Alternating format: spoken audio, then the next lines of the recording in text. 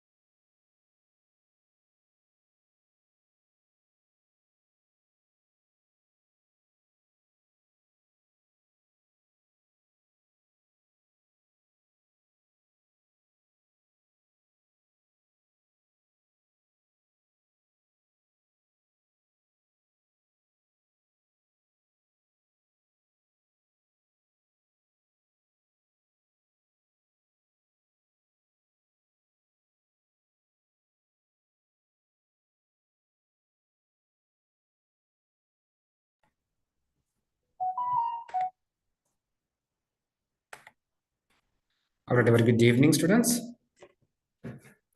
Yeah, before we start, let's have a mic check. Am I audible? Can you hear me? Perfect. Thank you, Mahir. So since you are preparing for the examination next month, we will again relook at how you can prepare for the pre-scene as well as build up a mindscape. So we'll take the September 2023 pre-scene analysis. And we can also refer to one task that is available in the practice platform. As we had discussed in our previous session, in terms of technical content, you can ask many questions whenever we come across anything similar. However, in SBL, unlike other modules, they look at your commercial acumen. So just knowing your theory, memorizing modules will not make you pass the exam. So rather than memorizing theory, if you look at to what area the examiner places more focus, it's more towards practicality.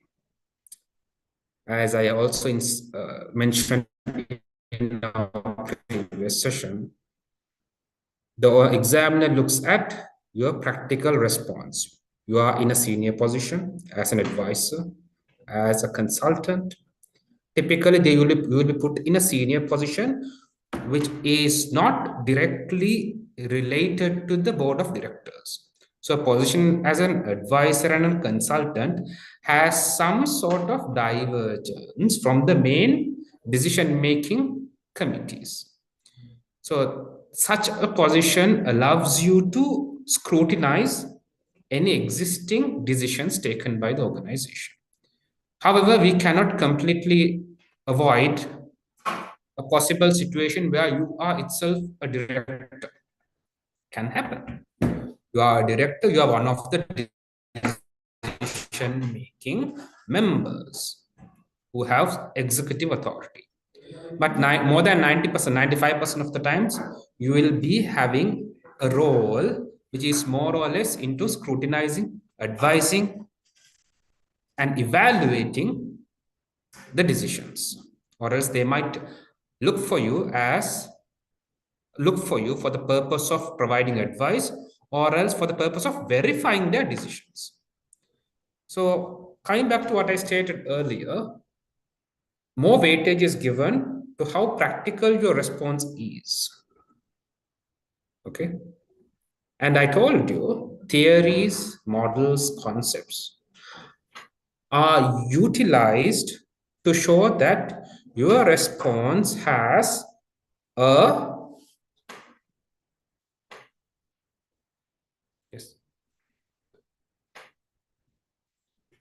okay, sorry. So theories, models, and concepts are utilized to show that the response you provided is not biased. The response you provided is with a sound approach. That's the only purpose of theories, models, and concepts. Yes, on top of that, there are various theories, various models, which also helps you devise answers. For example, if you look at competitive strategy, how should a company compete in the industry? We typically take Porter's generic strategy or else Bowman's strategic law. This model itself provides you solutions, possibilities.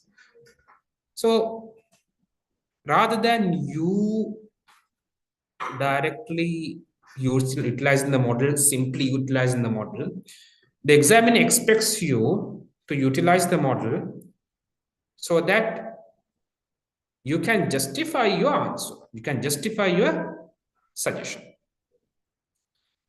So now when the exams are nearing, you guys would have had a thorough understanding and review of the theoretical content, which is not what we'll be doing in our revision today.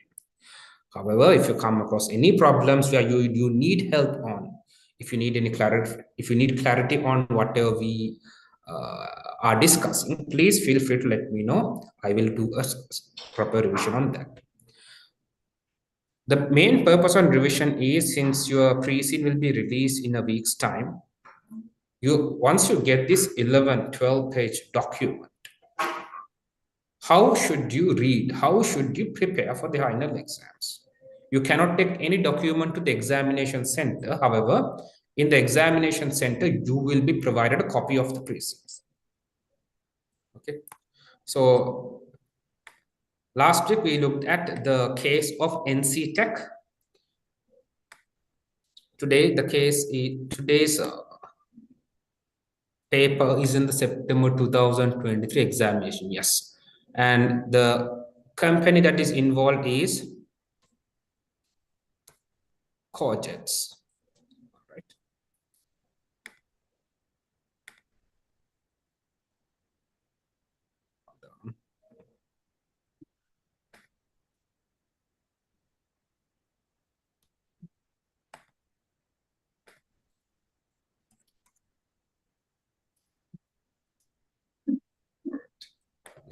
Quickly download it. So we have your case here.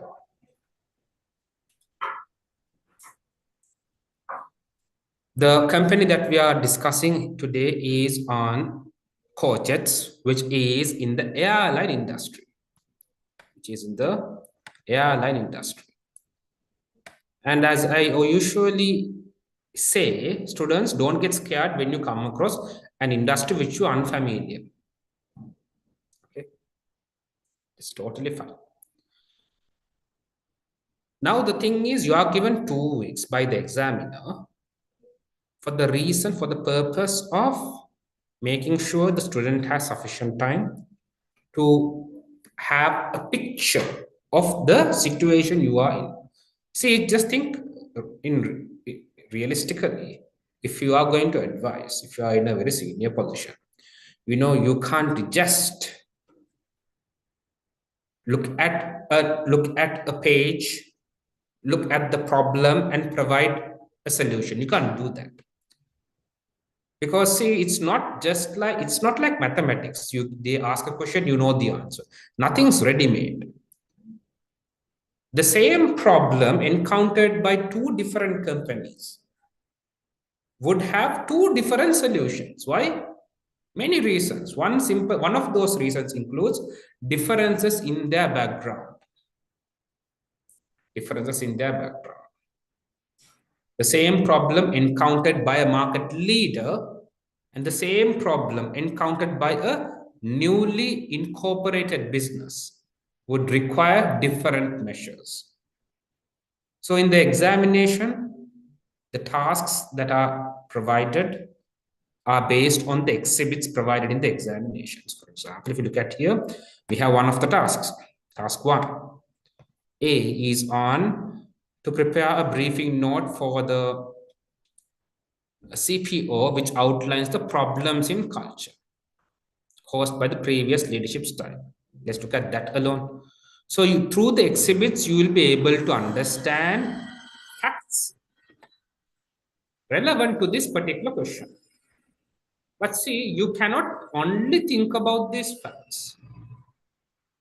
You need to understand what the company is, depending on the company's situation, depending on the industry's situation, depending on the macroeconomic environment, your response should change. That's why the examiner has given you 2 weeks with a pre-scene, with a 12-page pre-scene, so that you have a proper understanding of your situation. Many students had stated me, sir, we read the pre-scene, we just know about the company's products, but we don't feel like it is relevant for the exam. No, it is relevant. It is a lot relevant. Okay, it is a lot relevant. A decline in sales. Okay, for example, I'll just give you an example. A company is experiencing a decline in sales.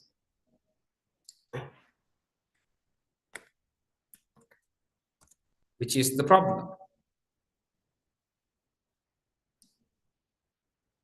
Okay. Which is actually the problem, the concern, the issue. Your response, your analysis would differ if the industry is a declining one. And your understanding, your perception would also differ if the industry is growing.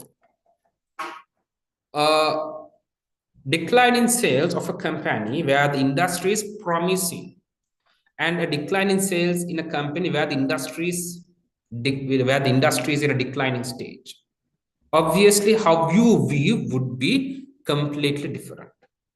See, so do not think, yes, I am given the task in the final exam, and I also see the relevant exhibit. That's it. Do not think about that. Always keep in mind, first, you need to understand your current situation. I always say one of the most simple and very utilizable model is the model on strategic planning process.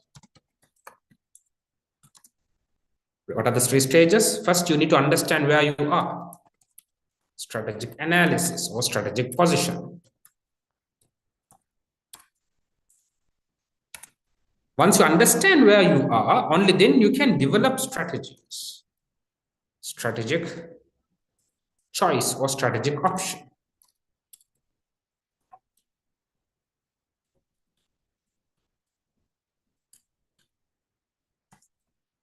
Right? Strategic analysis is about understanding your current situation. Understanding your current situation. Strategic option or strategic choice is basically after understanding your current situation.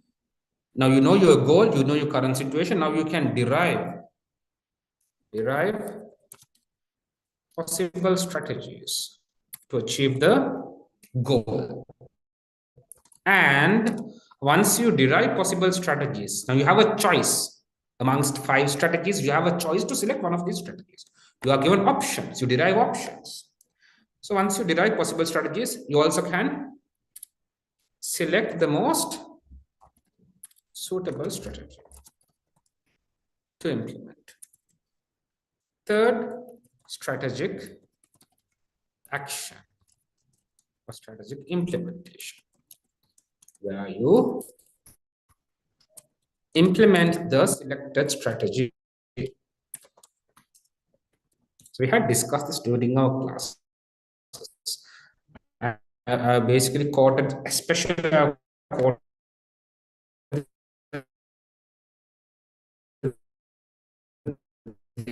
is one of the most used, which is why your company has experienced a recent decline in sales. And for example, they are asking you to analyze or provide a recommendation, suggestion, what to do. So do not only rely on the facts given in exhibits. Yes, those are the direct facts. In 2 different environmental situations would obviously make you make 2 different decisions. Put yourself in this position. You are an advisor for a company where the sales are declining. If the industry you are in is growing, if the industry you are in is declining, your views, your perception, and your decision would obviously be different. Exhibit, but understanding the macro environment is given in the pre-scene. So in any examinations pre-scene, in the pre-scene you will be given an understanding of the industry, an understanding of the company, as well as any related data. For example, here they have gone with Cojets website extracts. All right. So they are present in the digital platform. Cojets headline results and cost breakdown. So so here they are given information related to their cost. So there could be concerns in either cost or the profit. So they will give you any additional information on top of the industry information and company information. All right. So this is the importance of pre-scene, and do not think pre-scene is just for us to know what the company and what their products are. You need to really understand what's happening. So see, there are pages, content given, a lot of content given here. Charts, paras, point forms, graphs, everything's given here, right? So I would not read through this one by one. It will be a really boring thing. But what should you do once you get the pre-scene? As I said, for 2 weeks, proper analysis.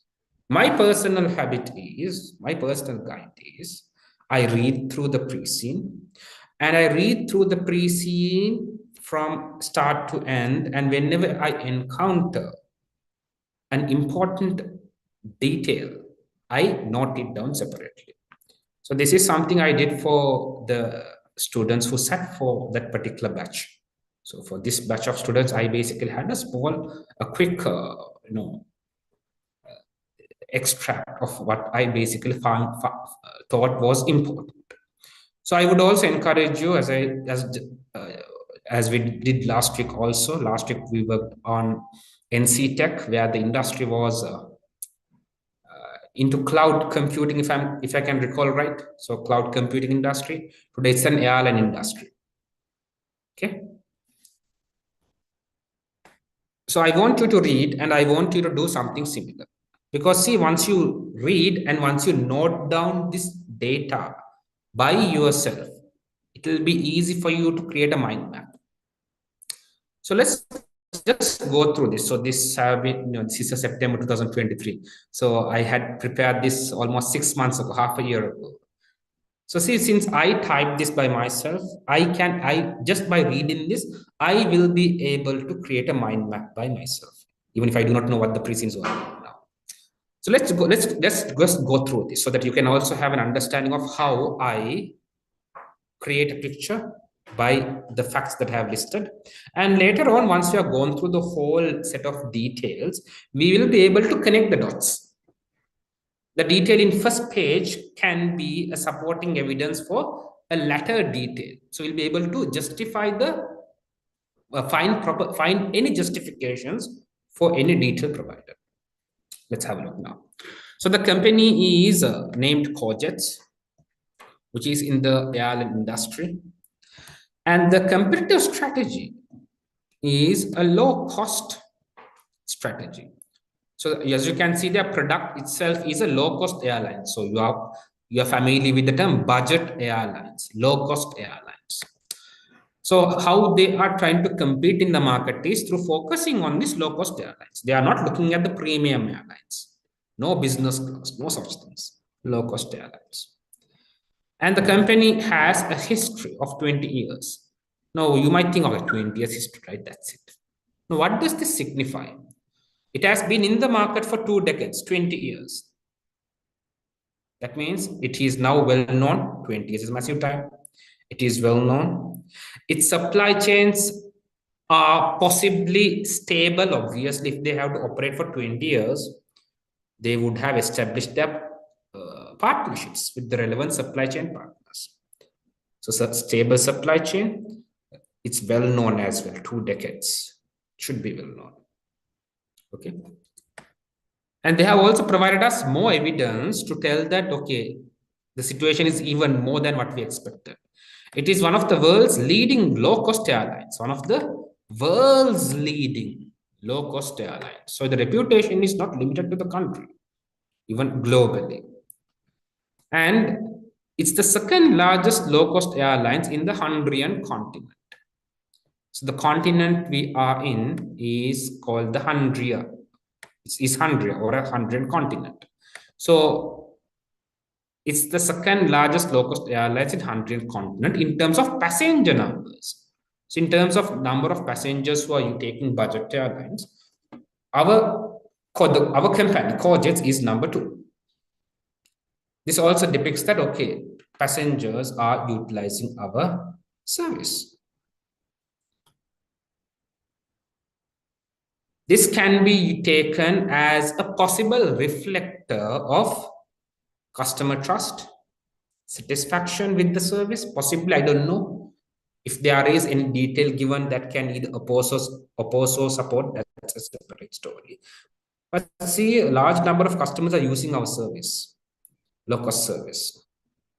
Since this is not a monopoly, obviously one of the reason is, okay, that is they're okay with using our product. They have some sort of trust with the product.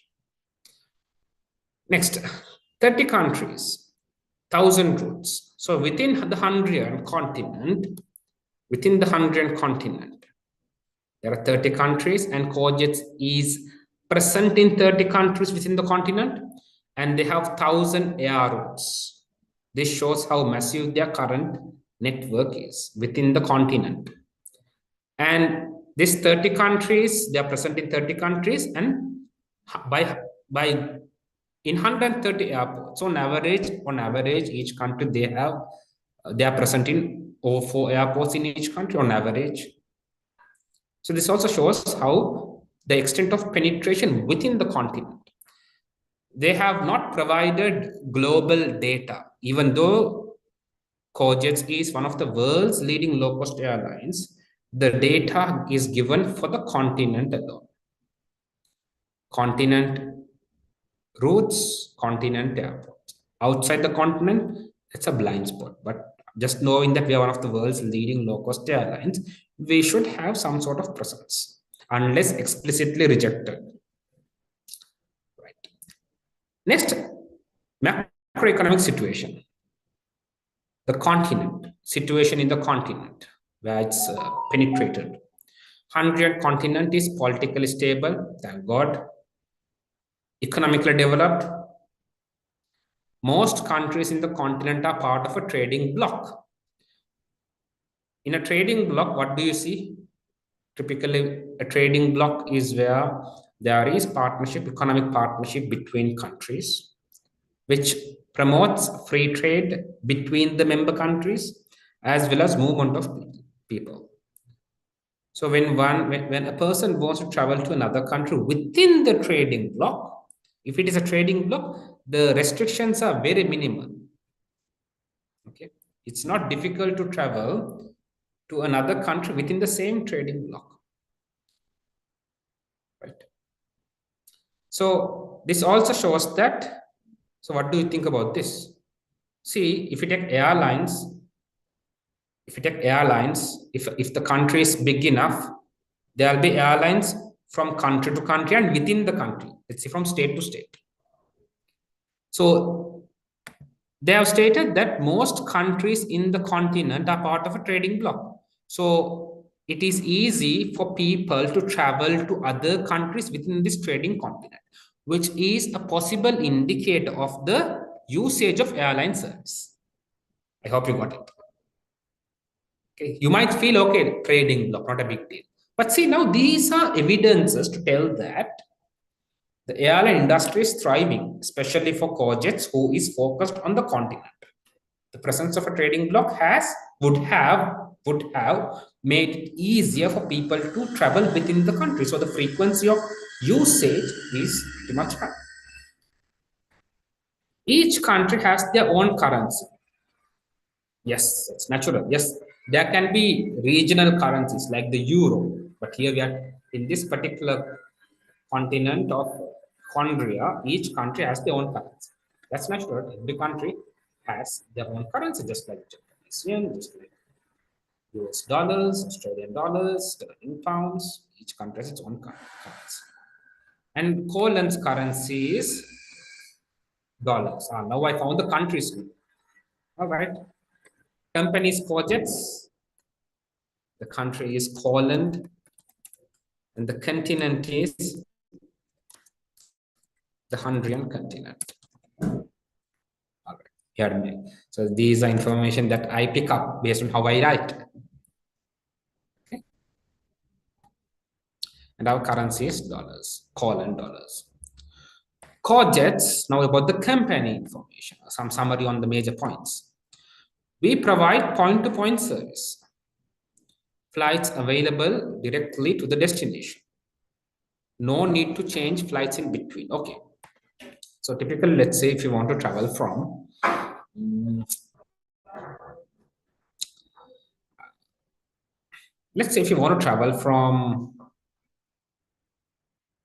Maldives to USA, a point-to-point service, I've given an explanation here as well. The flights are available directly to the destination. If you are flying from Maldives to the US, if it is point-to-point service, get on board the flight in Maldives. The immediate drop down is in your destination. No need to change flights in between. So this brand or company, Cojets, which is competing on the budget aspect, has or provides a point-to-point service. So you can directly get down in your destination without having to change flights in between. This facility of point-to-point service has reduced the operating cost. So that reduction in operating cost is also basically supportive in line with our competitive strategy. Low-cost airlines is basically where we charge lesser price from the customers. To charge lesser price from the customers, our cost should also be minimized. So point-to-point service, which provides a reduced operating cost, is suitable. And also the product is no frills product. Okay, you should be familiar with the term no frills in the strategy clock, Bowman strategy clock, no frills product. What is no frills product? Now, this is where you test your theory. Okay. So I'm not sure that they have directly given it as no frills. You can, these are your personal notes. So no frills is basically where only the basic product is given. They do not give any additional services. So given here in note, no in-flight meals unless paid. So no meals are provided. They are giving a no frills product. The purpose of the airline, why a person takes the airline is to travel from one place to another. Only that is provided. No meals unless paid. And to ensure that our product, the cost is even more streamlined, they have automated many processes, including the booking process, documentation, baggage drop, check-in. Yes. So automation, as you are aware, since you have gone through your SBL module, automation is expensive to start, but the operating situation, okay, but the operating situation will have less running costs, less overheads, and it's also more efficient with less waste. So see, so what they are doing now is all supporting their competitive strategy. If you find any of their current activities that is not in compliance with their competitive strategy, keep note of that. That is a possible area where you can comment in the exam if they ask a related task. Obviously, they will ask. Now let's look at details about the industry. If you look at the airline industry, we have commercial flights and non-commercial flights. So commercial flights can include traveling or the travel of passengers as well as transport of cargo. And non-commercial flights can either be private flights or military operated flights. So commercial flights are flights open to the general public. It's about the industry. Airline industry supports. So the airline industry of an economy will support global trade, obviously, by facilitating travel from one country to another. Trade between countries is facilitated. Promote tourism, yes. And promote economic growth, yes. Why? Trade is basically how we export and import, buy and sell. This itself has an impact on the country's economic production. Influence on globalization. This industry on airlines itself has an influence on promoting globalization. And now we look at passenger types. So if you look at passenger types, so these are details given in the case. There can be passengers for leisure passengers. So the purpose of these leisure passengers is for relaxation or for experience, or they might go overseas on holidays. So in general, you also might know people, typically adults, when they are on leave or when they encounter winter, they prefer traveling to a country where they can enjoy. So such passengers whose purpose of travel is to relax or to experience are called leisure passengers. And then we have business passengers who travel for the purpose of work. First class passengers, obviously are first class, business class, economic class. So here I can add another classification for my convenience.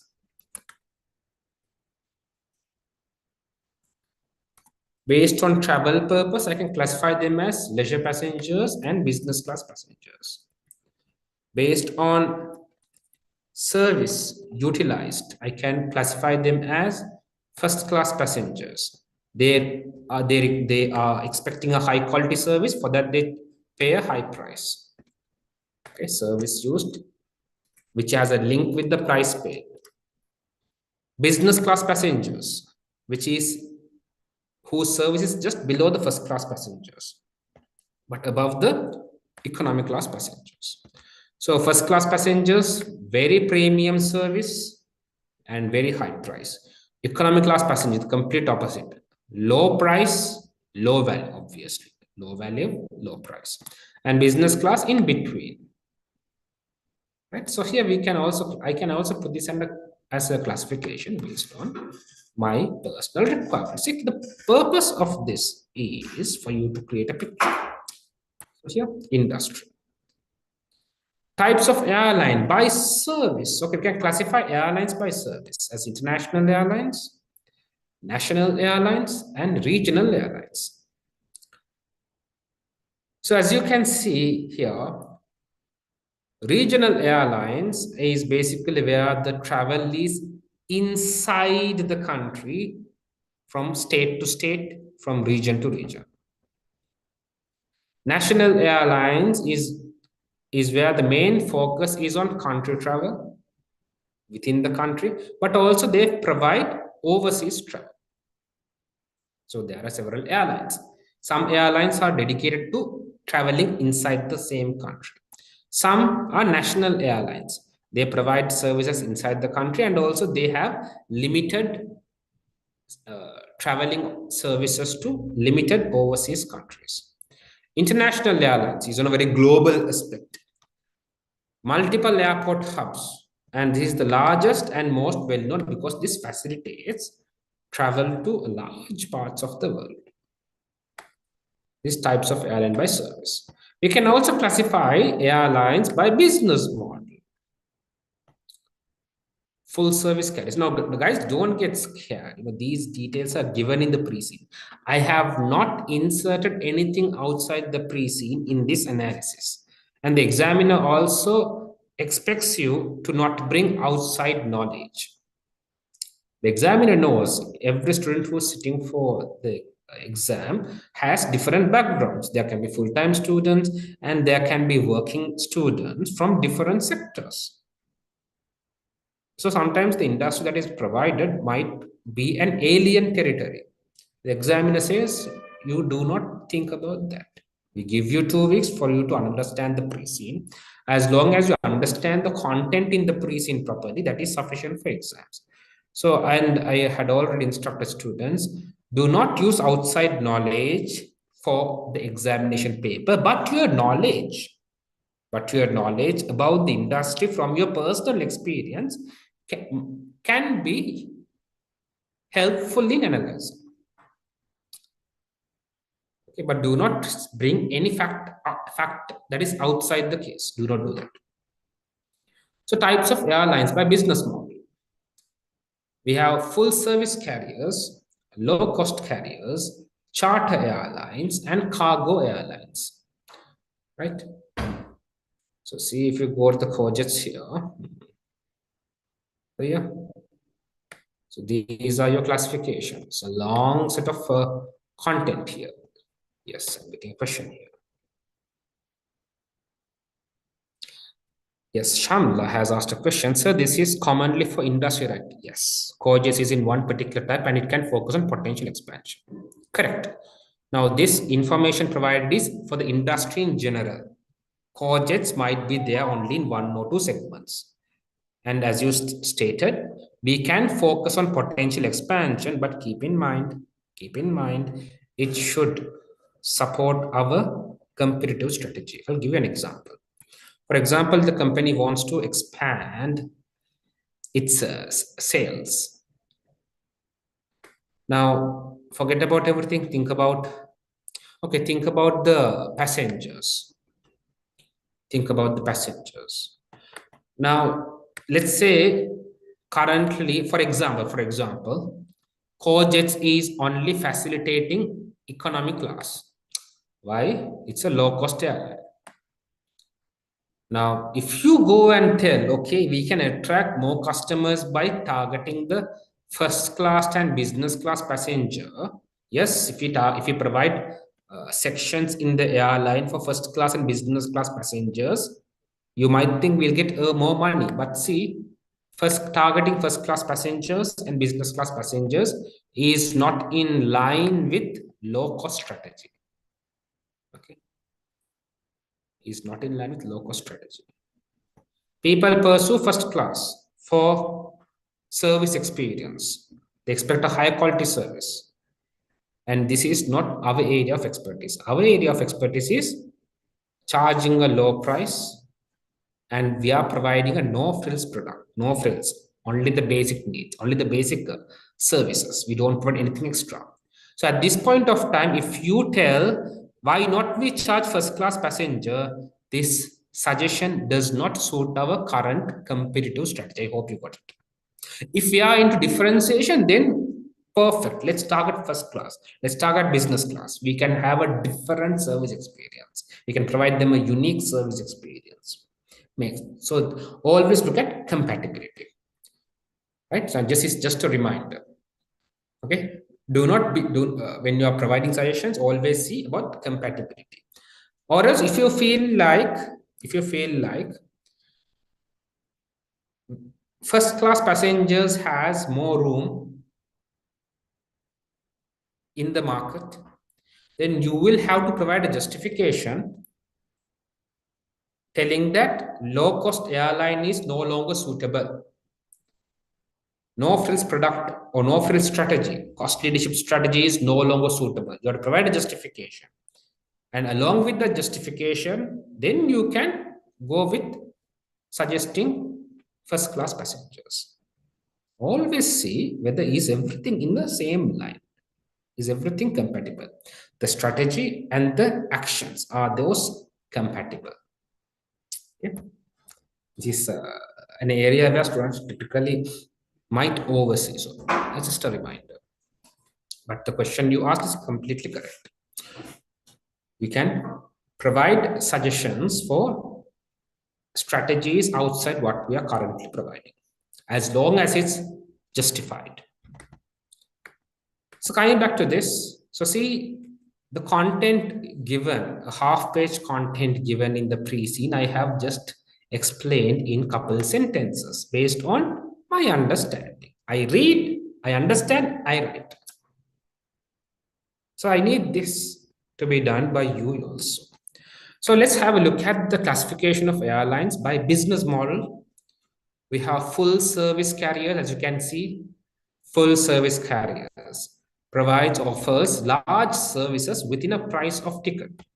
So they have the ticket price fixed, a standard ticket price, and they provide a large amount of services. That is full service carriers.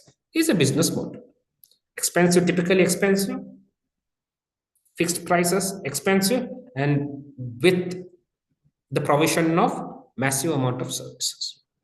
And we have low cost carriers. The focus is to gain competitive advantage by lower costs. Okay. Such airlines which pursue a low cost strategy will have smaller aircrafts, smaller fleets. Charter airlines. Charter airlines are airlines whose focus is on providing passenger services to a specific destination. So what they do is, what is observed is, normally these charter airlines sign agreements with two operators who take responsibility for finding passengers. Okay. So you'd have, if you have any exposure, as I said, don't bring facts outside the case, but your personal experience will help you understand the case better. Now, for example, at least you must have heard or experienced two operators. What do? People who want to travel, they contact these two operators, and these two operators will carry out the whole travel process on behalf of the client. How do they do that? Because these two operators are partnered with these charter airlines. So charter airlines, they have contact with a large amount of two operators, agreements with two operators, and these two operators will basically be another outlet to finding passengers. Okay. So focus on passenger services to a specific destination. A simple example is, Muslims go on pilgrimage to Saudi Arabia. So see, there are specific two operators who provide packages for pilgrimage. Charter airlines, two operators. You understood the context, right? Next, cargo airlines. Cargo airlines is where the business model is purely on transportation of cargo or the freight. It's not the focus is not on passenger transport, pure cargo transport. Some are subdivisions of airlines providing passenger airlines. So in many cargo airlines, in many of the cargo airline providers, they are not independently operated. Many of the cargo airlines are linked to passenger airlines. So they have their own passenger airlines, and the cargo airline is connected with the passenger airlines. It's like a subdivision. It's like a branch. Okay. So many cargo airlines are not exclusively providing cargo services, freight services. They are providing cargo transportation of cargo, freight services, but they also have their own passenger services. So these are the classification of types of airlines based on what they do, the business model. Okay. The next content provided for us to understand the product is hub and spoke versus point-to-point travel. We discussed point-to-point travel earlier, remember? Cojets is currently, they completely work on point-to-point service. What is point-to-point service? We have a direct destination. There is no in-between flights. There is no flights in between. Any passenger, if they have a destination, the destination is the flight directly goes to the destination rather than landing in a hub.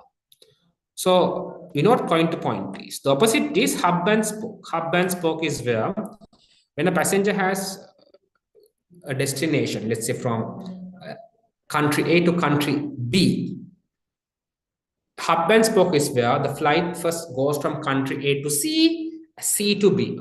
There is an in-between landing. Okay, there's a flight in between the destination. That's hub and spoke. So point to point is more popular with airline customers. Obviously, think if you are a passenger, you have a destination. Would you want to directly go to the destination, or would you be okay landing in a country in between and then taking a secondary flight? And in reality, when there is an exchange of flights in between, you have to waste time to move from flight to flight. There will be a 3-hour delay, 6-hour delay. My goodness. So it's very reasonable that point-to-point services are popular with airline customers. It's convenient and also doesn't waste time. And most low-cost airlines operate this model. The main purpose is the operating expenses are less in this model. Hub and spoke allows to have more flights to passengers. So the advantage of hub and spoke is it allows to have more flights to passengers and optimizes the airline's network coverage. Okay. So see, airlines, if they are going with the hub and spoke, they can optimize it in the long run. For example, let's say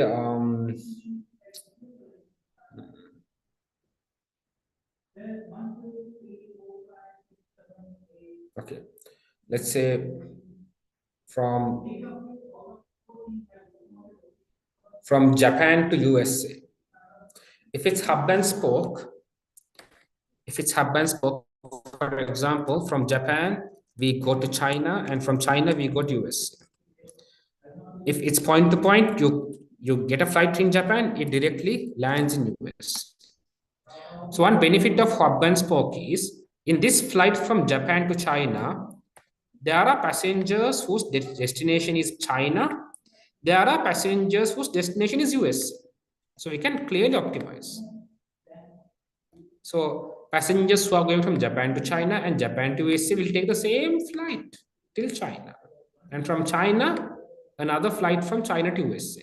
This consists of people who are onboarding in China and getting down in USA, and onboarding Japan and getting down in USA. So this is how it optimizes. That's also an advantage. Okay. Right. Now, what would happen? So let me just take this example. Sorry, area. Okay. From if it is point to point, there should be one flight from Japan to China. People who want to go to China will have this. People who take the flight in Japan who want to go to USA will have another flight.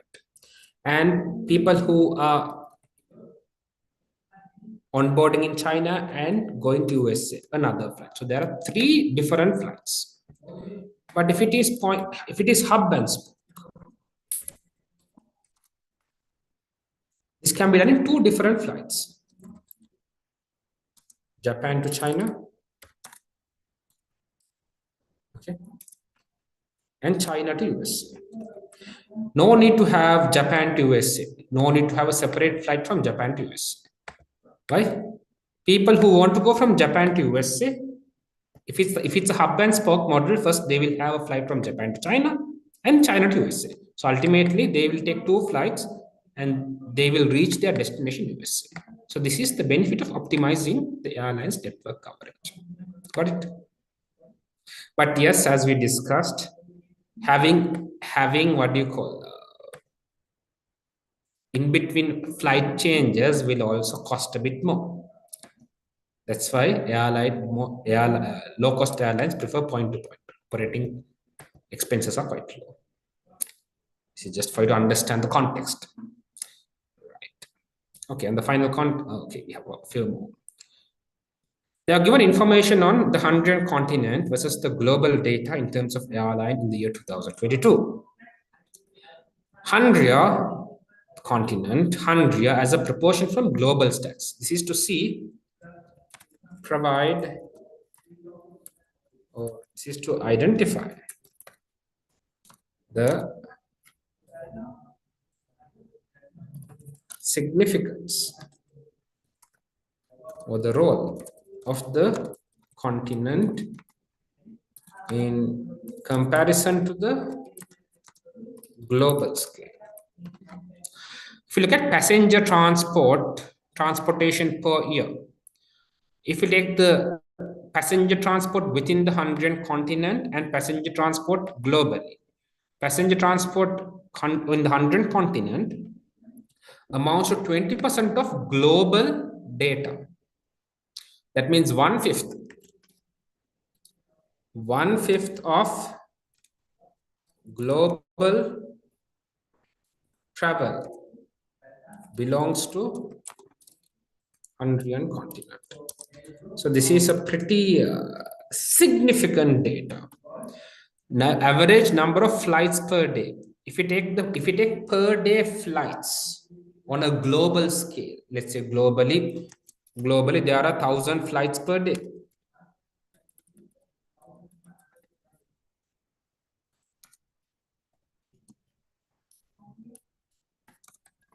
If you want to compare this with 100, including 100, there are 1,000 flights per day. So 20.5% is the 100 continents data. So in 100 continent, there are 205 flights per day. So you can see, out of this 1,000 global flights, 205 comes from 100. The remaining 795 is from the rest of the world. So this also shows that the continent of 100 is quite significant. Passenger revenue. Obviously, number of passengers traveling, 20% is from the continent. Similarly, revenues are also around 20% approximately belonging in the 100 continent. So overall 20, 20.5, 20.3, 1/5, 20% on average. 1/5 of the global airline services comes from the 100 continent. Flight management activities provided by airports and airlines pay for these service via airport fee. Okay. Flight management activities are provided by airports. Things like checking in, onboarding, checking for your passports, security verification. All of these are done by the airports. And why do airports do this? Because airlines pay for these services. Each airport will have a large amount of airlines. Airport employs people. The airport does the service. They spend money because airlines pay for this to the airports. How is the payment done? Through the airport fee. Air traffic control. So one of the flight management services includes major flight management services, air traffic control, carried out by ground personnel, monitor air traffic at specific location, moving aircraft safely and efficiently in the airspace system. So they will provide the guidance. They will keep on observing the situation, whether is it safe for the flight to take away, is it safe to land, as well as any guidance, technical guidance that is needed. Aircraft ground handling. Okay, there are also handling services, relevant for the airline sector, for example, to facilitate passengers within an airport, baggage management, customer service management, aircraft board management, example, shuttle bus, passenger travel documentation management, aircraft towing and refueling services also provided by the employees in the airport, and aircraft security check, baggage scanning, passport control. So all of these are services provided by the airport, which is different from the airlines. How airlines basically pay for this. Industry challenges. So these are typical areas where you have to have an eye on. Okay, challenges in the industry. Cyclical demand. So the nature of demand is cyclical. You know what cyclical is? It has its ups and downs. Makes sense, right? Especially think about the classification of passengers. There are, in terms of purpose, we discussed leisure passengers. Passengers who travel to relax or experience. Typically, passengers travel for relaxation of experience on given periods throughout the year. When it's winter, when they are on holidays granted by the company, those are periods. If you look at college students during their break, winter break, or just after the examination, it's sort of standard every year. They have specific months where they are traveling. So it's very reasonable for the airline to have cyclical demand. Demand for flights. So see, as I said before, always make sure you understand why these happen. Number two, demand for flights driven by economic growth. Makes sense, right? Demand for flights, one of the major factors that influences the demand for the travel or transport is due to economic growth. For example, think about it. I'll give you an example. If country A is experiencing high inflation, obviously there will be less people traveling to this country. Make sense? Economic growth situation will basically have an impact on the demand for flights. When the country is not doing well economically, when their GDP is declining, when there is a recession, when there's high inflation, that means the country is not doing well. People will not prefer traveling to this country. So demand for flights will be affected. Past decade. What happened in the past decade? Low-cost airlines market share increased. Okay. So in the last decade, the market share of low-cost airlines has increased. What does that mean? So if you look at markets, we discussed the classification of air services. Low-cost carriers. We discussed full-service carriers, expensive, low-cost carriers, cargo, it's purely cargo, and charter airlines. So If you look at all of these are into airline services. So assume in the before a decade ago, 20% of the overall market share belongs to low cost carriers. Now it became, after 1 decade, it became 30%. What does that mean? More and more people are using low cost carriers. They could come from, some of them are from full service. They have switched from full service to low cost. Some from charter airlines. They have completely ignored charter airlines and they themselves book flights in low cost. So consumers have started accepting low cost airline services more. Okay, causing the low cost airlines market share to be increased within the last 10 years. Customers have switched from full service carriers. This is an explanation that I've given myself. Affordable air travel has widened the customer base. Okay, there's a reason. Now see, the reason for market share increase has also been given below. Affordable air travel has widened customer base. More and more customers are attracted to low-cost airlines only for the reason of affordability. One of the main reasons for market share increase is people are now more focused on the cost. Air travel is more affordable and accessible. Recent years, it has affected airlines. Okay. In recent years, there are certain factors that has affected airlines. Number one, terror attacks. Obviously, terrorist attacks. During terrorist attacks, people will try to avoid traveling in case they also, become prey to any of the incidents. So it has impacted customer confidence. So that has affected airline sales. Cyber attacks, cyber risks. Again, it has affected customer confidence. Extreme weather events by climate change impact on global political agenda. See, when the weather is not suitable, this is a macro environmental factor we cannot control at all.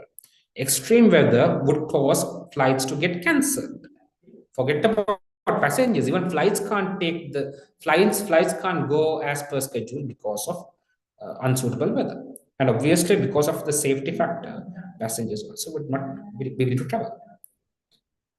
In terms of fuel, one of the biggest costs that contribute to more than 20% of most airlines' cost base comes from fuel expenses. So if you take the airline's total cost, more than 20% of its cost comes from its fuel. Jet fuel price is correlated to international crude oil price. Obviously, when the international crude oil price increases, jet fuel price increases. And in the last 5 years, it has been highly volatile. Oh, very risky. This is a risk factor. It's uncontrollable as well.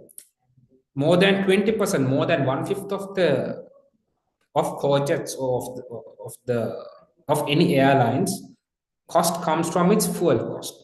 And fuel cost is not within the control of the organization. It is affected by international crude oil prices. And unfortunately, in the last 5 years, it is not stable. It's highly volatile. Stakeholders are more environmentally sensitive. Stakeholders are more environmentally sensitive, and expectations of operating in a greener way is increasing. Okay. Who stakeholders are. And now they are also now looking at the impact to environment by airlines. And now stakeholders have expectations of operating in a greener way. This is one of the motivations for looking for alternative fuel sources. See, it's very difficult. Difficult due to non-availability of close substitutes. The fuel is basically crude oil, okay, jet fuel. Okay, it's very difficult. However, if the company succeeds, they will have a significant advantage. So we do not have sufficient information on whether is this realistic or not. but based on our understanding, stakeholders are environmentally sensitive and they are expecting airlines to operate in a more greener way. That is, they expect airlines to mitigate or reduce their impact to the environment. So it is also suggested that in the future, if possible, look for alternative fuel sources. And obviously, this would need high investment to research to develop alternative fuel sources that can be widely implemented. Very difficult. But if there is any room, this can be done. That will provide the company first move advantage. We just have to keep this in mind. We just have to keep in mind that there are many stakeholders who are becoming more and more environmentally sensitive. So if our company, if Cojets is in a situation where there is a possibility of increase in the impact to environment, those are areas that has to be addressed. Now, to understand the impact to environment, they also have provided airline travel accounts to 3% of global carbon emission. My goodness. If you look at the worldwide carbon emission from vehicles, from factories, from any activity, we have carbon emissions. 3% of the global carbon emission comes only from airline travel. This also shows the impact, how significant it is. Customers are aware of this. And many customers actively looking for alternatives to air travel. Okay, so here,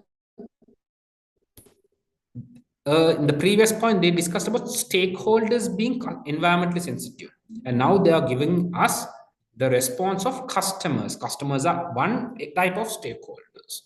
Customers are aware of the impact of airlines in general on environmental pollution, on environmental impact. And they have also stated that many customers are actively looking for alternatives to air travel. As I said before, if looking for an alternative energy source succeeds, they will have significant advantage, especially from customers who are very active, who are keen on looking for alternatives. So they will be these customers will be easily attracted to possible, for any replacements. Commercial international, okay, it's typing over here. Commercial international air traffic increased by 5% in 2002. So see, they are stating that stakeholders are environmentally sensitive. Customers are aware of the problem. Customers are actively looking. Amidst this problem, commercial international air traffic has increased by 5%. Amidst the harm done by the airline industry to the environment. Amidst customers looking for better options in airlines, still the number of customers using airline has increased because of no close substitutes. When you want to travel within the country, we have substitutes, right? If you want to travel within the country, you can forget the airlines. You can take the bus, you can take the train. But if you want to travel from country to country, the only option is ship transport, which is bloody. It takes a lot of time, and it's not comfortable as well. That's why even though customers understand the impact, the harm of the airlines to the environment, customers dislike this impact. They have no way, they have no close substitute. That is why even in such situation, we can see an increase in air traffic by 5% in 2022. Airlines globally are struggling to cope with the demand from airlines. Airports are struggling globally to cope with the demand from airlines. So airlines are having more and more demand, more and more passengers, and airports are struggling with capacity. This has led to increased congestion at airports, led to delays for passengers, and ground handling service charges are therefore increased by the airports.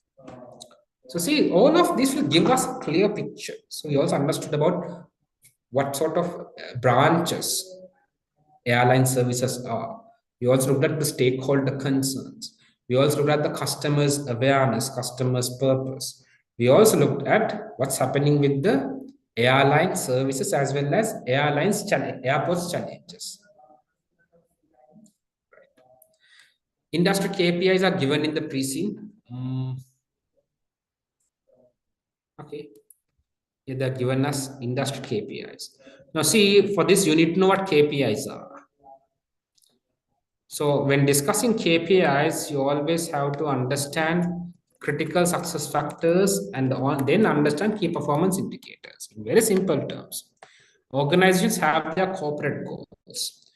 Factors that are instrumental in achieving the corporate goals are critical success factors. And key performance indicators are factors or indicators that will help us achieve the critical success factors. So here there are several industry key performance indicators, including available seat kilometers, revenue per available seat kilometer, the load factor, revenue passenger kilometers, carbon emission per passenger, and punctuality. So we can have a look at this to understand the KPIs that are set. Industry body, Global Trade Association, and role.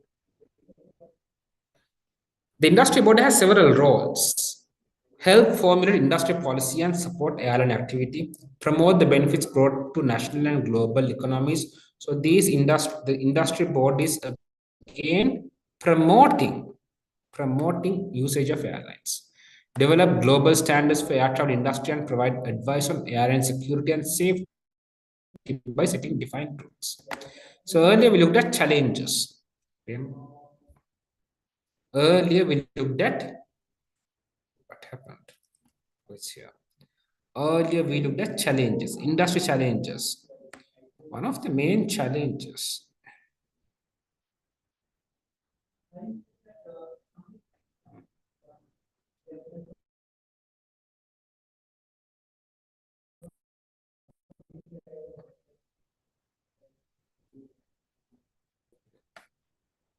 See where. Okay, right. Sorry, not challenges. It comes under challenges. Yes, we identified recent years affected airlines. One reason is cyber attacks. Okay, cyber attacks has caused the usage of airlines to be reduced, and now this board.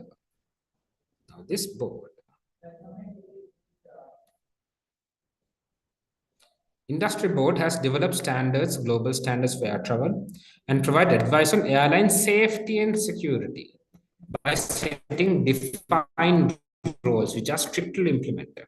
So now see, this board is also now playing a role in addressing these challenges.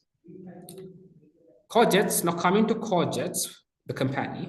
Prior to Cojets, the marketing column was dominated by full service carriers. We discussed right at the start. Cojets has a 20-year history. So 2-decade history. So before Cojets came into place, meaning before 20 years, before Cojets came into place, the market was dominated by full service carriers. We know what full service carriers are. We discussed earlier. They have an expensive price and they have wide range of services. However, Cojets came to the market in Holland and they identified the vacuum, the opportunity, the market opportunity.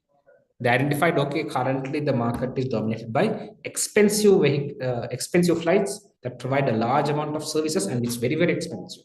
But they identified the market opportunity where there is a significant amount of passengers who do not require so much services and they are cost conscious.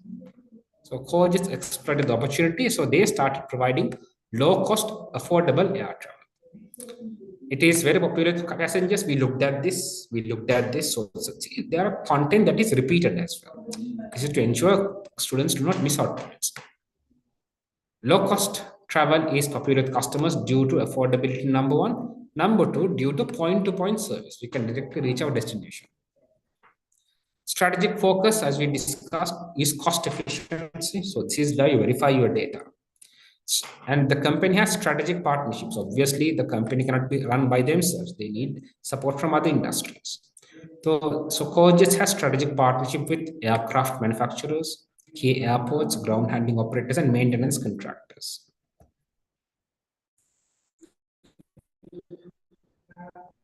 We also looked at the services provided by ground handling operators, right? Very important. That's why they are able to have proper partnerships with them. Operate the latest and most efficient aircraft. Okay. Cojets aim is to operate the latest and most efficient aircraft. Yes, obtaining the latest aircraft is expensive, but see, that will also make it more efficient. Our running cost will be low, errors will be low, it will be more smooth to travel. Last 20 years since Cojets introduced low-cost airline, now we have 30 low-cost airlines. 20 years ago, Cojets introduced low-cost airline, but now we have 30 low-cost airlines. That is 29 more competitors in the last 2 decades. So why were new airlines attracted to this segment? Because of its profitability. 2022 market share in 100 continent, Cojets 14%. Market leader is Brigade, 17%. We also looked at this right at the start. We discussed Cojets was number 2 in the continent. Okay. We discussed Cojets was second largest low-cost airlines in 100 continent based on passenger numbers. So here they are given us data in terms of market share. 2022 market share, market leader is Brigade 17%, Cojets is 14%. So Brigade and Cojets account for 31%, over 30% of the market share in the continent. Ownership, okay, we know that Cojets was founded 20 years ago, 2 decades ago. And however, 9 years ago, they listed the company in the stock market. So they became a listed company 9 years ago, almost a decade ago. At the beginning of the company, 20 years ago, the founding brothers had 35% stake. But now, out of the 100% ownership, large institutional investors, 20 years later, large institutional investors own 80%, employees 10%, and small private investors 10%.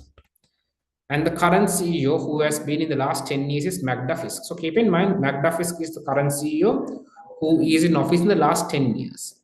And Poland was listed in the stock market 9 years ago. So it's still under the era of Magda Fisk.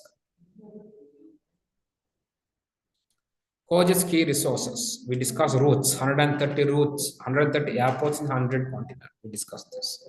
30 countries, 130 airports. Regular review of route work. Okay, see, this is what they are doing. The internal controls of Cojets. Regular review of route network to exploit demand opportunities. Makes it popular with customers. Fleet, 300 aircrafts. Out of 300 aircraft, 75% are owned. 75% means how much is it? 225 aircrafts. Of the 300 aircrafts, 225, 75%, 3/4 are owned by Cojets. Remaining 25% are leased, which is quite normal in airline industry. In the airline industry, leasing out aircrafts are normal. Why? One is aircrafts are bloody expensive. And see, second reason is with time, we have newer aircrafts. So to ensure that we don't have additional costs, to avoid inefficiency and to avoid problems with the flight. You know, if a flight has a problem when it's traveling, that's it. Everyone's lives are in danger. So to ensure that the aircraft are in good condition, we will go for the latest, newest aircraft. So with the passage of time, every 2, 3 years, 4, 5 years, we will have better aircraft. So rather than owning, many companies lease it out, sort of operate. They go for operational lease, just like renting. 25% of the aircrafts are leased. So when we find that we have a better option in the market, we can stop leasing the current aircraft and go for the new aircraft. It's not. Invested much in latest aircraft. Yeah. We have also invested a lot on the latest aircraft with the benefits of higher fuel efficiency and more environmentally friendly. All right. So environmentally friendly means we will be opportunity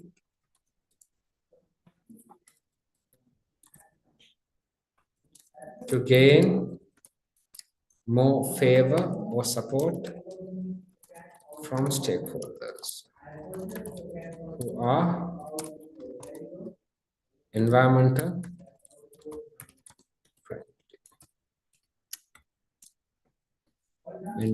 conscious. Okay. Environmental friendly. So this is something that will be really appreciated and valued by stakeholders. But one thing is we do not know whether this aircraft is a common aircraft accessible to everyone, or is it our own. We have invested in such latest aircrafts. And normally the aircraft will be used for 4.5 years old, which is below the industry standard. What does this mean? If you look at Cojets, our company, when they take an aircraft, buy or lease it out, on average, that aircraft is used for 4.5 years. Just below industry standard. Let's say below industry standard is 5 years. That is every 5 years, there will be a replacement in average. So here, in our company, every 4.5 years, we'll be replacing the aircraft on average. Focus more on leisure passengers than business passengers. As I said before, our strategy is cost leadership. We are going with a low-cost approach. So we are targeting people who are traveling for leisure, for fun. So they will value a cheaper price a lot. So the focus is very correct. The target is on more leisure passengers than business passengers. Business passengers, they travel for business purpose, funded by the company, funded by the employer. Typically, they will go for business class or first class. And our target, our Cojets is basically charging lesser price, so they are targeting the leisure passengers. Economy class seats, 150 seats per aircraft is what's providing Cojets. So in Cojets, in line with our competitive strategy of low cost, all the seats are economy class seats, and we have 150 seats per aircraft, but competitors have 140 seats. So our capacity is also slightly more. Technology, data analysis extensively applied, very good. You know the importance of data. Data are raw facts. Processed data is information, and you know the role of information. Information is needed for decision making. So if we have incomplete information, incorrect information, the decision you take will be improper. And for us to have, for you to make reliable decisions, you need good information. And information is processed data. So everything starts with data. So the company has focused a lot, extensively applied data analysis. Early adopter of latest technology. What does early adopter mean? Early adopter means when there is a new technology, Cojets is one of the companies which tries it out at the start. For example, mobile app to book flights, check-in, boarding passes, real-time flight status. Impact, this has reduced the cost. This is also convenient to customers, personalized instruction, bringing the customer closer to them, as well as communication. Benefits of adopting technology. Adopted fully automated baggage check-in machines. Reduce check-in queues. Now what happens is when you go to airports, your baggage has to be checked. So rather than employees checking your baggage, we can have it completely automated. And Cojets has adopted 100% automated baggage check-in machines. We can just keep our baggage on the machine does the needful. This will reduce the check-in queues. Crew are fitted with electronic touchpads. This replaces laptops and printed navigational charts for pilots. And this also has reduced carbon emission. Good. Big data servers in aircrafts. Okay.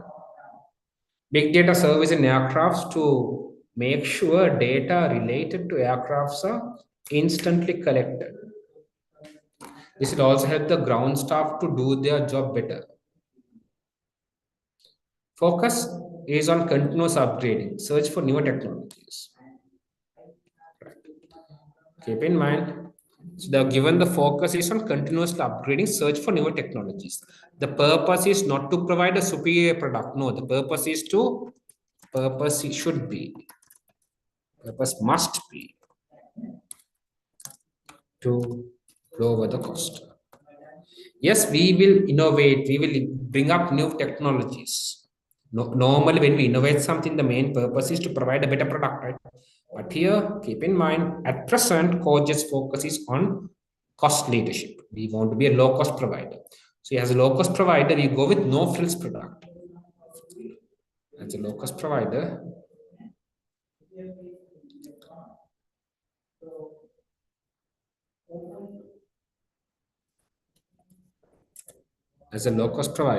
we always provide a no-frills product. So even though we are bringing out new technology, the purpose is not to provide a better product. The purpose is use technology to reduce our cost, technological economies of scale. So always make sure the company's decisions are always supporting their strategy. Okay. Purpose should not be on providing superior service. If it is the case, you have to always re-evaluate the current competitive strategy. And then they have given information on people, 11,800 staff, of which more than 2,000 are pilots and 6,500 cabin crew. Regularly updated intranets to solve business issues, monthly meet the board and have a chat online. It's a virtual meeting. Weekly staff newsletter, online learning resources, career development opportunities, regular managerial skills. So you know the pros and cons of this. Next comes broad structure. 6 executive directors and 5 non-executive directors. All right.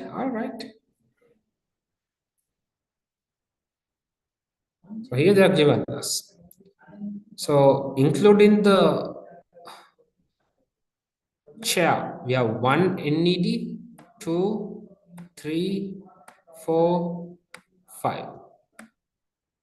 Including the chair, we have 5 non-executive directors. If you look at executive directors, CEO is an executive director 1, CFO 2, CIO 3, commercial officer 4, marketing officer 5, chief police officer 6.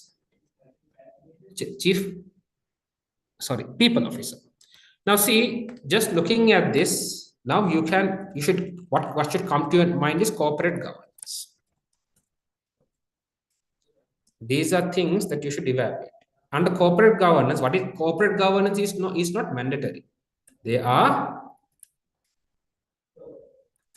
actions recommended for best practices. And when it comes to the board constitution, the recommendation is excluding the chair, NEDs must at least be equal or more than executive directors. At present, we have 6 executive directors and 5 non-executive directors. So if we ignore the chair, we have 6 executive directors and 4 non-executive directors.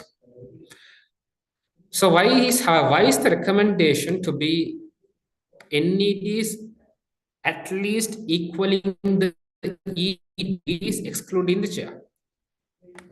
So let's say excluding the chair,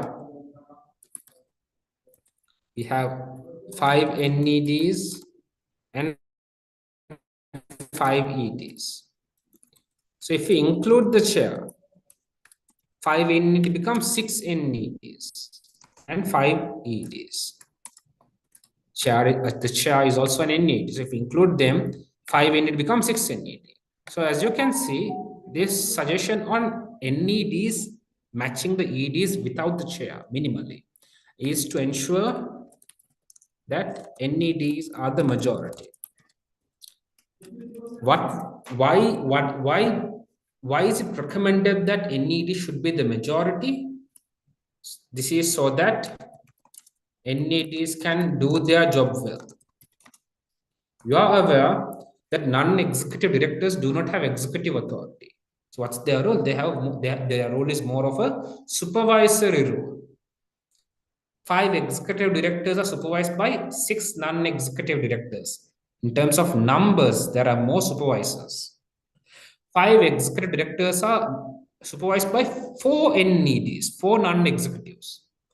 We are losing, we don't have the number advantage. The lesser number of NEDs, it's very difficult for them to do their job, right? It's a supervision, it's a monitoring job. So to ensure NEDs can do their job well is one of the main reasons why this protocol has been suggested. So at present, our company Cojets has problems. Here, 6 executive directors and 5 NEDs including the chair. So now you know if there is a possibility, if they question you on the board structure, if they question you on inefficiency in the board, if they question you on internal controls or corporate governance, you can include the board composition. In terms of risk, the board of directors are responsible for what? Determining the nature and extent of strategic risks, yes. Maintaining and monitoring internal control systems and risk management. Even though internal control systems and risk management is handed over to the audit committee, who in turn would have it done by the internal audit. Determining the strategic risks are basically given to the risk committee. Even though it's given to audit committee and risk committee, at the end of the day, the responsibility is held by the board of directors. Why? Because the owner or the principal are the shareholders.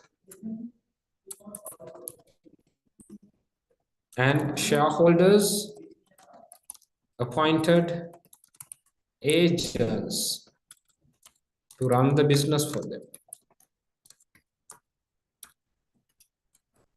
And these agents who are appointed by shareholders are the board of directors. So just because board of directors asks another person to do their accountability, their responsibility cannot be moved. Risk manager in risk and assurance team would typically report to chief financial officer and chair of the audit committee. Key risks of Cojets. Okay, so key risks identified relevant to Cojets, our company. Safety of customers and staff. Customers and staff. Not sure to what extent have they provided definition.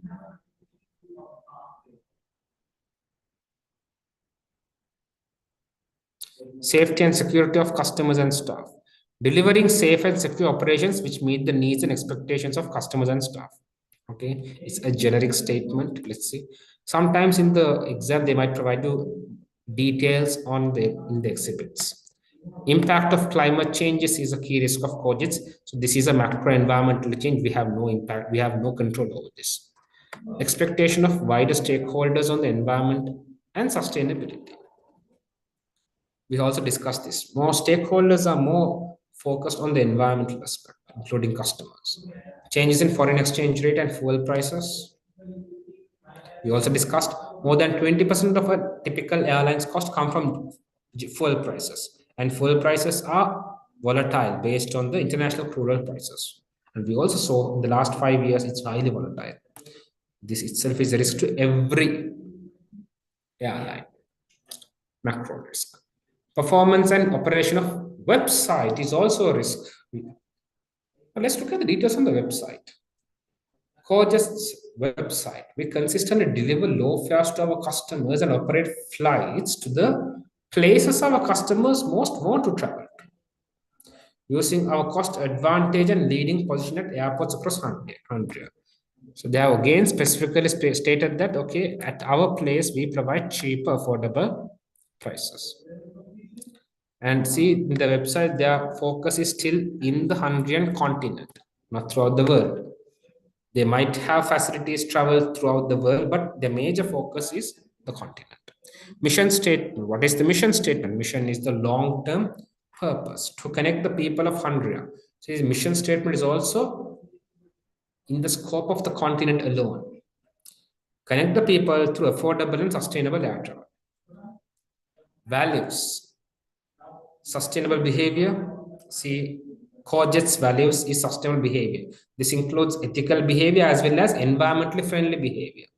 So it's in line with the expectations of stakeholders. Putting people first, driving innovation, building customer trust, and committed to safety. Very targeted values. That's it. So see, this is the whole list that I had basically done once I went through this massive set of paras. So once you receive your 3C, I would recommend you do this. Yes, yeah, taking a print and noting down on the pre-scene is also fine. But see, you can check how confident you are with the content by not reading the pre-scene. You can check based on your own. It can be flow charts, it can be, I don't know, tree diagrams. You can use whatever method to have this down. Right, so I'm getting a concern here. So can you please analyze the fourth exhibit in the pre-scene? All right, table 2. Let's look at that.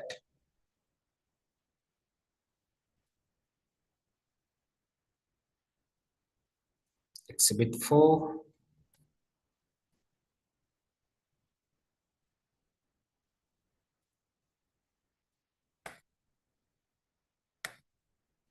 All right. So it's not the pre-scene, it's the final exam. Okay. Final exam, second exhibit. Yes, can be done. Right. Okay, so before moving on to here, so let's just, there's only one task provided. So you can see the first task is on prepare briefing notes for the CPO, which outlines the problems in culture. All right.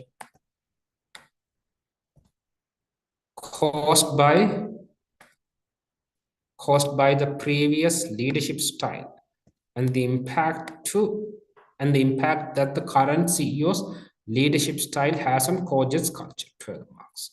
And B, prepare 2 presentation slides and accompanying notes for CPO's meeting with staff representative committee, which explain the key roles of Cojets NEDs. So see here, and assess the importance of Cojets having a diversified board.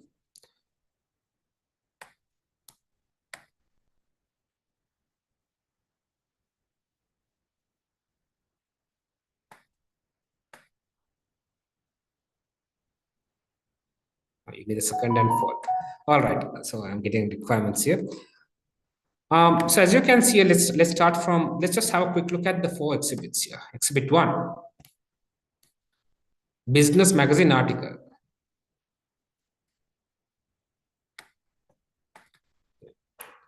Call and business review, interview with the CEO. And there is information on the problems encountered, how they were addressed, as well as the CEO's perception on the board. Okay. Investment proposal. Investment in AI, artificial intelligence, flight simulation technology to deliver pilot training. The aim is to reduce human input and hours. As I said before, innovation should, as I said before,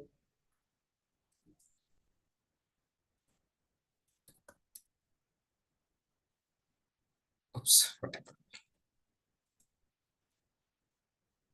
As I said before, continuous upgrading, search for newer technology. Purpose should always support the competitive strategy. Must be to lower cost. It's not for providing superior service. So far it's fine. See, they are specifically stated. Aim is to reduce human input, reduce human hours, support cost leadership. Needed to train pilots to significantly reduce cost of obtaining and maintaining pilot certifications.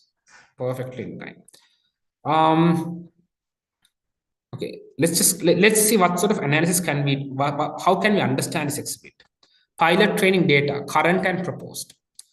At present, we are at present, so this is a proposal for AI investment.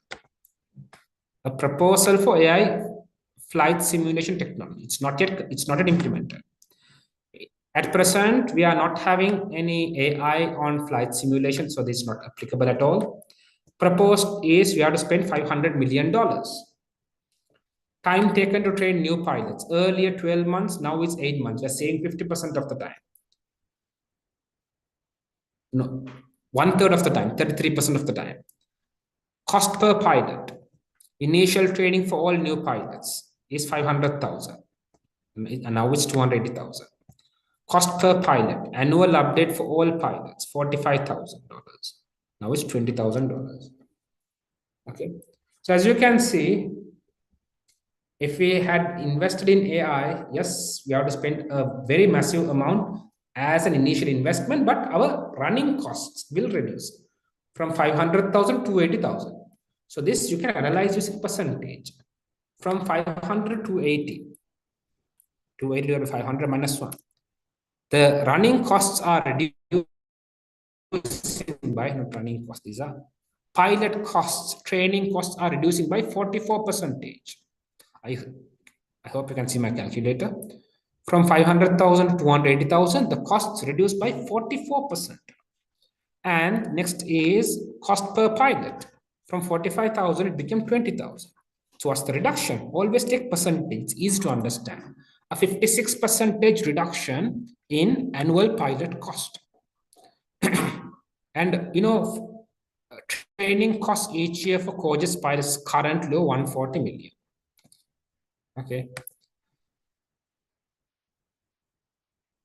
Cost per pilot is 500,000. So it's over 140 million. So how many pilots are there? Remember we discussed earlier.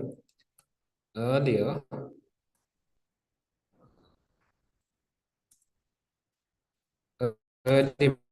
we discussed Cojets, right? Yeah. In Cojets at present, we have over 2,000 pilots. Over 2,000 pilots. Cost per pilot for training is 500,000. So at present for pilot training, they are spending over 140 million. Makes sense, right? So if you stay 2,000, 500,000 and 2,000. So it's even more than this. There are more than 2,000 pilots. So this 140 million is also a very low estimate. Key features of AI simulation-based pilot training. So here, these are the qualitative information that will tell us, okay, what sort of benefits you are getting. Potential issues, the risk factors. See, as I said before, we have to be very practical. Financial analysis gives us reasons for investing. As I said before, saving your annual training cost by 44%, saving your annual pilot cost by 56%. These are reasons. These are financial reasons. Just because you have financial benefit, that alone is insufficient.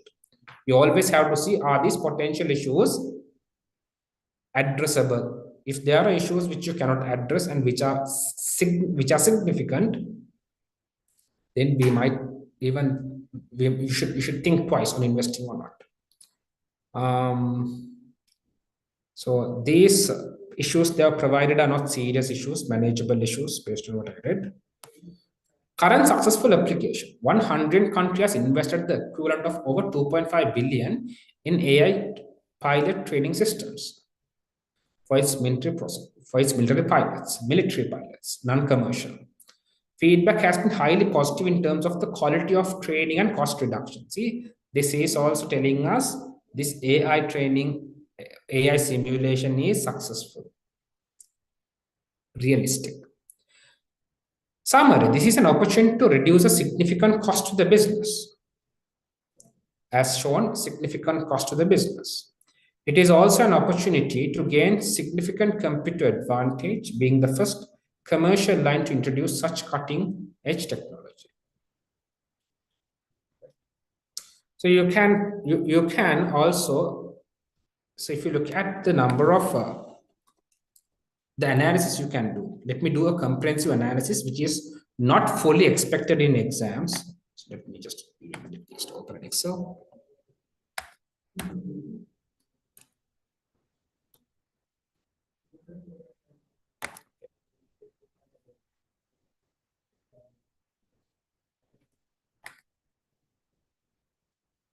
see, let me quickly get this data.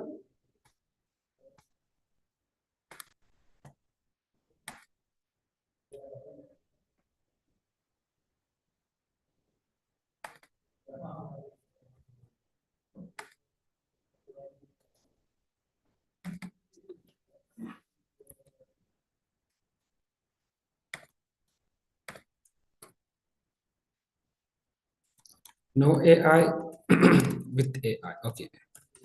Current and with AI. Investment, now we don't spend anything. That's 500 million.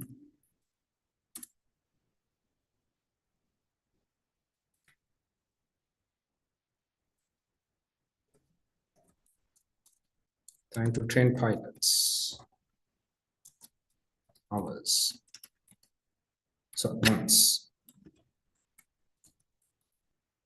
12 and 8. Down. On top of this, we have per pilot initial training, new pilot.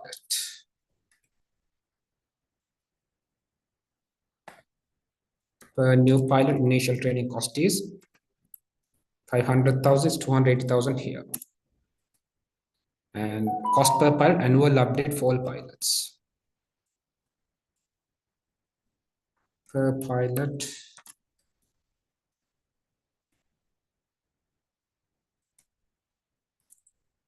Annual update cost. 45,000. 20,000. All right. So these are the information given. So you have several analyses. First one is you need to understand your savings. Non-financial factor, your time savings. You can reduce your time by 33%.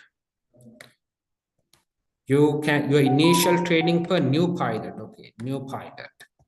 And there are new pilots, for every new pilot, your training cost reduced by 44%. And this is significant. Annual update cost for all the pilots.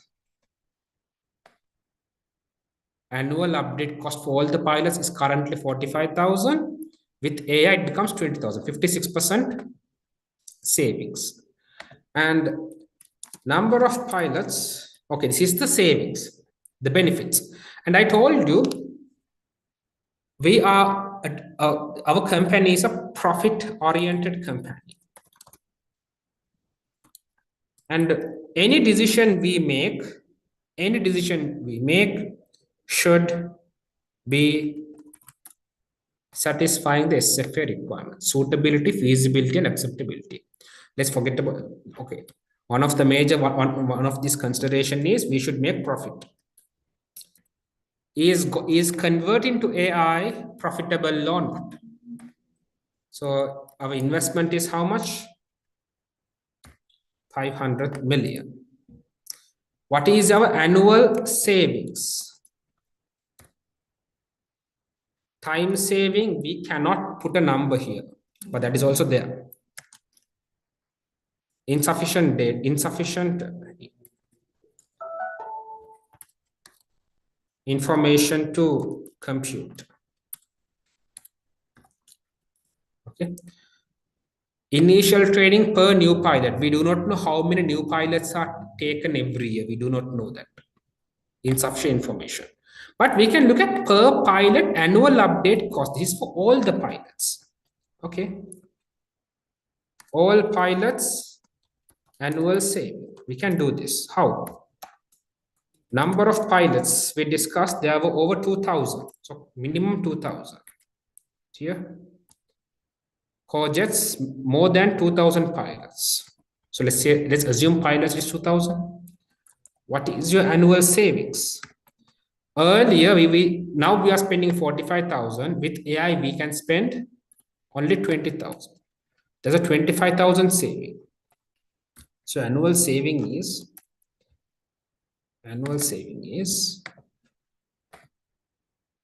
50 million. 50 million. So if you ignore the time saving and the savings on initial, what do you call, training per new pilot, and time to train new pilots from 12 to 8 months. So there's a 4 month saving. You are spending less time on training. So cost for 4 months are saved. Unfortunately, we don't have information. So ignoring those two, if you only look at the computable information, 50 million savings per year. We invest 500,000, annual savings 50 years. So you can recover your money in 10 years time. Okay. 50 million saving per year. In 10 years, you get 500 million. Right. If you want, you can put a separate note telling that we have, this is under several assumptions. One is we are unaware of cost savings due to time saving. We do not have information to compute savings from training new pilots, as well as we have not accounted for time value of money. So you had done your financial management, right? Time value of money. But those are assumptions. So on average, you can also see if we invest in AI, financial benefit, financially we can recover in 10 years. But there are many, many non-financial factors. Okay. Faster training, that means fast induction of new pilots. New pilots can quickly be ready for work. On top of that, we can also see with the reduced need for training, reduced inefficiencies in operations. These are all non-financial factors that can have an impact on the organization. Things like flight delays, things like you know, any other wastages from the human perspective, from the pilot perspective, are minimized. So those cannot be accounted quantitatively, but you can also mention those. As I said before, in SBL, always see whether are you able to capture practical considerations. Even if you are, see here, as we discussed before, they have given us the benefits, but we can't come to a conclusion. We can't get the final number here. But when commenting, tell that, okay, yes, these are also savings, but we need to have better information to give you a better accurate answer. But based on the data given, we can reasonably say that in 10 years, we recover all of our investments in AI. So this sort of analysis can be done for the second exhibit. So they might have a task, obviously, for each exhibit. There should be letter tasks. So there are multiple tasks, at least 3 tasks. So let's look at the fourth in terms of the, are you guys okay with the analysis? Yeah, I'll just take you through. Okay, so here, all right.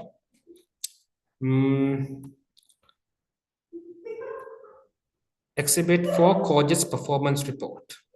Year end June 30th, 2023. Yes, the year. And year end June 30th, 2022. So last year versus this year.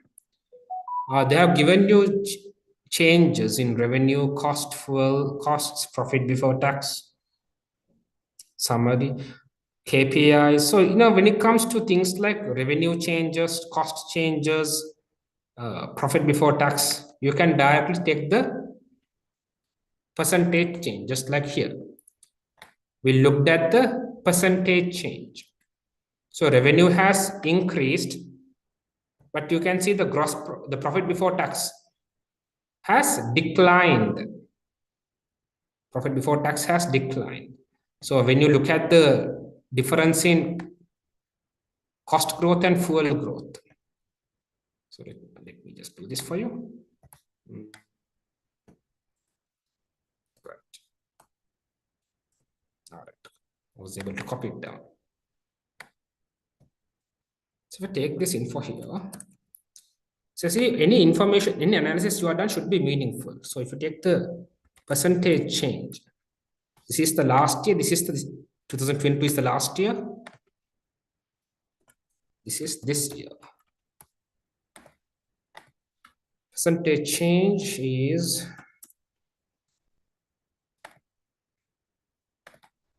revenue has grown by 8%. Profit has declined by 26%. As you can see, if revenue is growing by 8%, we prefer if the cost also grows by at this number 8%. If the cost grows more than 8%, that is affecting our profit. So in terms of the cost, they have given two categories: cost without fuel and fuel costs. And as you can see, fuel costs have drastically increased.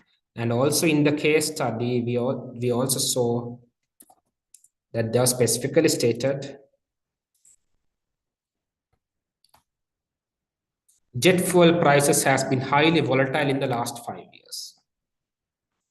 So forget about last 5 years, last year, fuel costs have increased by 19%, even when revenue has increased by 8%. This shows how volatile and impactful the fuel cost is. And this is one of the main reasons for the profit to decline.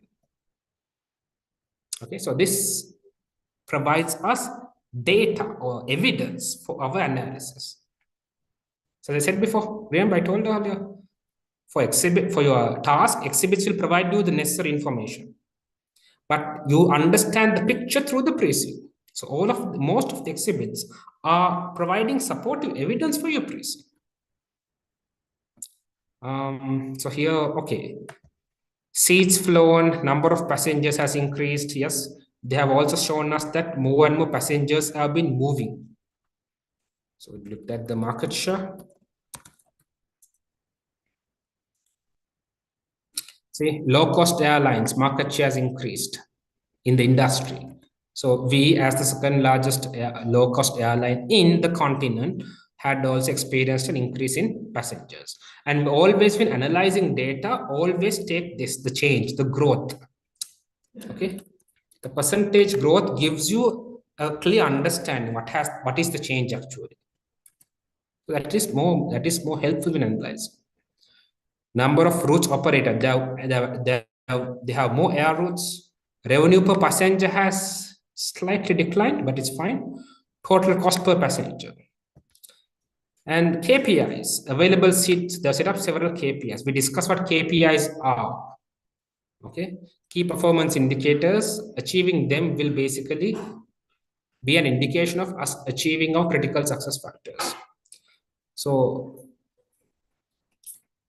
things like so revenue per available seat kilometer has been the same, load factor has reduced, ROCE, the KPIs itself has reduced. That shows in terms of ROC KPIs have reduced, telling that the industry itself has been affected. Customer satisfaction, slight reduction, totally fine. Okay, carbon emission KPIs also has been reduced. This by understanding the importance of stakeholder concern on the environment. So without knowing the task, I cannot basically go into any other analysis here. All right. So they have also given you extract from Environmental and Sustainable Dashboard, year end June 30th, 2023. All right.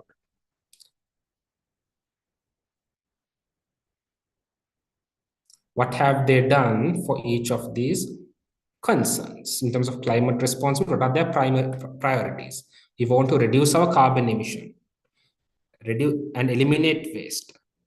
Safety and security, priorities is on security, in-flight and airport security, done through the airport, ground staff, employee health and safety, customer and supply relationship. So these shows the company's concerns, areas they are focused. They are focused on the climate, impact to environment, impact to focus on people, including employees and passengers, customers and supply relationship, as well as employees. They are very people oriented as well. So this shows the values and the areas they have focused. Any other concerns? Okay, we had looked at a couple of exhibits, the major exhibits in terms of financial and financial analysis. Without knowing the task, we cannot proceed. But it may, if you have a thorough understanding on what's given in the pre-scene, going through the exhibit will just help you directly in answering. So the first question here, task 1, is about outlining problems in culture caused by previous leadership style. And the current CEO's leadership style has had on Cojets culture. So it's not about investment appraisal. I told you earlier, the paper has been made easy in displaying information. So if it's task 1, it starts from the first exhibit. It can either be exhibit 1 or exhibit 1 and 2. Okay, and then the remaining exhibit goes for task 2, task 3, everything in order. So see, it's not about investment. So it's obviously limited to exhibit 1. So exhibit 1 is an interview with the current CEO. So here the current CEO would have connected information on, and you have to analyze that information. So this is something quite very it's not difficult at all. It's very simple. I'll just look at 2 to 3 factors just for you to have a rapport on how to do this. But here, what were your priorities when you took over on the role of CEO? 10 years ago, Cojets was hierarchical. The current CEO, before she took Cojets, was hierarchical, and there was no connection between senior leaders and staff. So here, this is an observation of the previous culture. Outlines the problems in culture caused by previous leadership style. Hierarchical, it is good because everyone knows their role, but the problem is responsiveness, communication, interaction is limited. No connection between senior leaders and staff. So interpersonal interaction, relationship is not there. So that's a problem here. In current business world, you have to be responsive. Opportunities, you have to respond quickly. Crisis, you have to respond quickly. So this was a problem in the previous culture, which did not promote teamwork, interpersonal relationship between employees in different management levels. I wanted staff to have autonomy to make decisions for areas which they're experts in.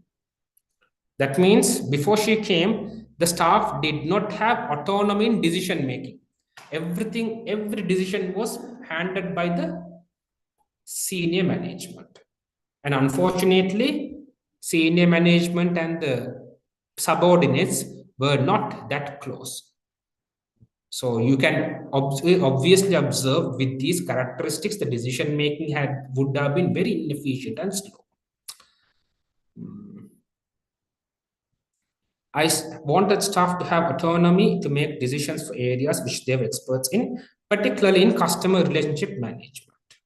We weren't making adequate use of the knowledge and talent that existed in the business, nor were we focusing on attracting and retaining high quality staff. So see, all of these are problems. So this exhibit itself is where the CEO, current CEO, telling the problems that were there, the culture that was there before she took over her role, the problems she had overcome, that is problems that were there before she took over role, and how she addressed them. So you just have to read these and try to logically analyze them, but always make sure the way you provide the answer is in a very simple and practical manner. Do not be completely theoretical. I always say do not be theoretical here. Theory is just a support. Make sure whatever you say makes logical sense. So once you have a proper understanding of the pre-scene, I would say around 55-60% of the exam is done. The rest is connecting your pre-scene content with the exhibits provided in the exam and doing your task, writing your tasks addressing the related problem, and always make sure whatever you write is given in a very in layman terms, in a very practical, simple sense. Do not try to be too technical, and do not try to focus on quantity. No, it's not about the quantity of yarns, it's about the content, the quality, the content that really matters. So these are certain areas students make mistakes in. So once you address these, it's quite an interesting paper, which is not really difficult at all. Right, guys. So with this, we have sort of come to the conclusion of what we had planned for discuss today. Anything you want to add, Deb, before I wind up today? Mahir, Parami, Gitmi, and Shamla. Concerns, clarifications can be any technical content.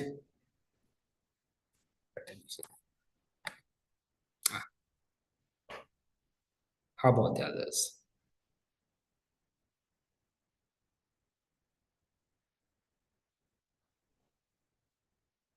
Parami, Gitmi, Shamla, good to go. My pleasure.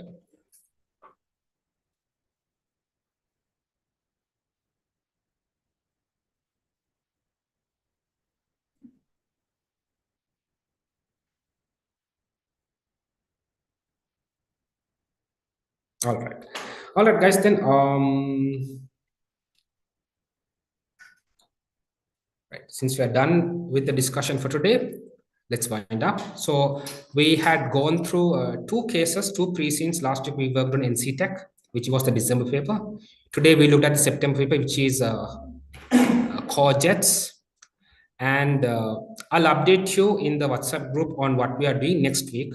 If we do not have papers, then if needed, we'll have a Q&A session.